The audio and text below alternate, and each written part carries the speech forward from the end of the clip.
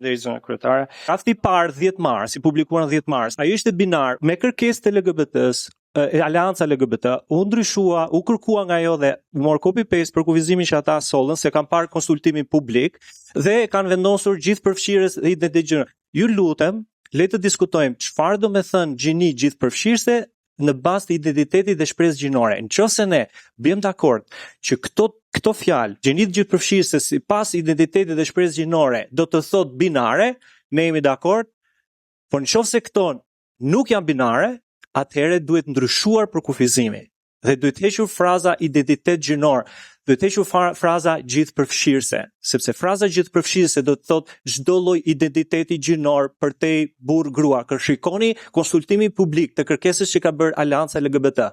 Kjo është për te binaritetit. Kjo është problemi që kemi ne me ligjin.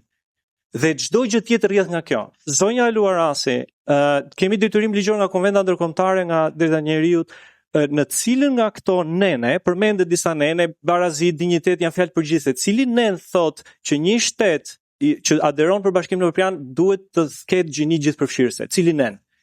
Dhe pse 22 nga 27 vendet e Bashkimit Evropian e kanë për kufizimin në kushtetut, në gjendje civile binar, përveç 5 vendeve? Vetëm 5 vende nga 27 e kanë për kufizimin jo binar. Pse ne duam të bëjmë një nga këto 5 vende? Ky është problemi.